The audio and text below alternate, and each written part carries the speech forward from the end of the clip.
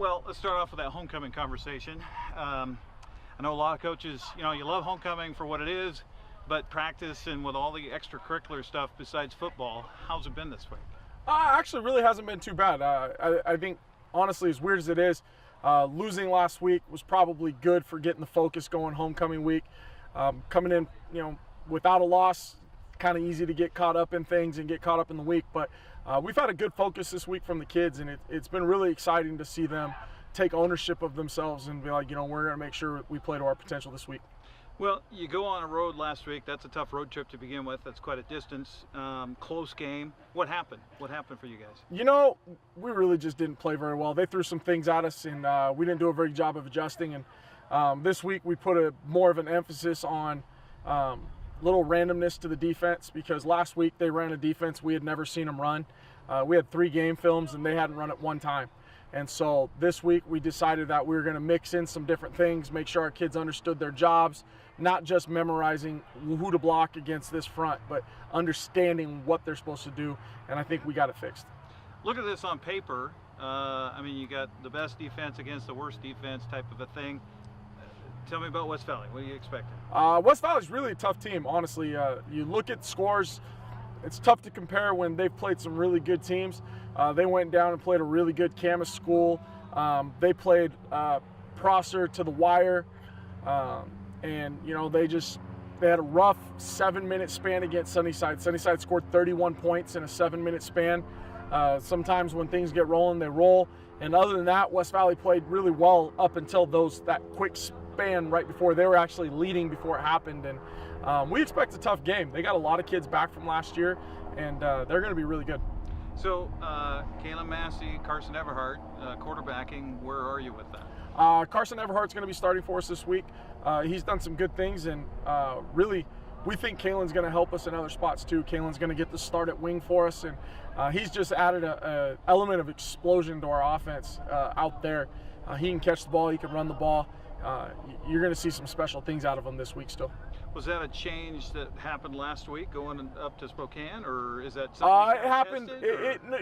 They both rep a little bit during practice, and during at halftime we made a switch against West Valley Spokane, and Carson came out and made a couple good throws for us, and we took a look at it during practice this week and what they've been able to do, what both of them do well, and we thought it was a good switch for us. Boy, baseball player's got a long arm on him, and he can chuck the ball down the field. Yes, he's got a very talented arm, and for him it's always been mental, is can he get down the mental part of the quarterback position, and that's something he's really taken ownership of this year, which can be hard.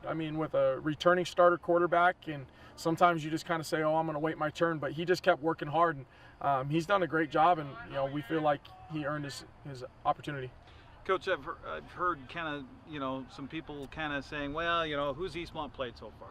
They haven't played a 4A school yet, so here they come against a 4A school. Who knows what the record is?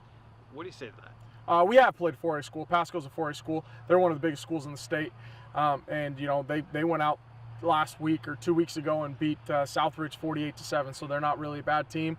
West Valley Spokane's 3-1. Ellensburg came right off of our game and they beat Ephrata 47-10. Came out and put a good whooping on them. And so we've played some teams that expect to win games, and we understand. Yeah, we've played teams that Wilson's not a small school. Wilson's got 1,100, 1,200 kids. They're a big 3A, and they play in one of the hardest leagues in the state, playing against Lincoln and Bethel and teams that play at a high level every week. And so we don't really care what anybody else thinks. We're just going to take care of us and do what we do. You talked about offense and kind of handling that defensive look a little differently and better. Is that the biggest thing you want to see improve upon this week from last week to this? Or offensively, that's the big one. Is we got to get going offensively more consistently. We've been a little stagnant up and down. Sometimes we get going, sometimes we don't look so good. Young group of linemen. We have one senior in the entire group, and only one of them had any experience last year on a varsity level, but they're coming along and they're getting better every week, and it's just a matter of time before it clicks for them, and we think we might be there. We've got a chance to talk to your offensive line.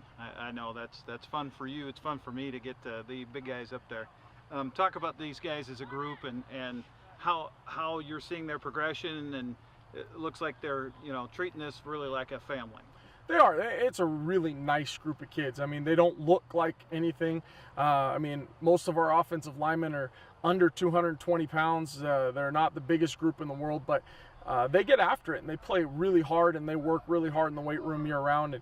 And they can move, they can run. A lot of them are converted players. Actually, I think a couple of them used to be linebackers, so they can play. And as they progress through the year and they just get better and better, we expect good things from them. And sometimes you got to look at last year. We weren't playing our best football until about this time last year either, and we got rolling, and we hope to do the same thing this year. Health-wise, I saw McElwain in the parking lot. He didn't have the cast on anymore. He had his fingers taped. Nope. Is he back? Yep, or? he's back, ready to go. Just had to sit last week and had to go see a doctor.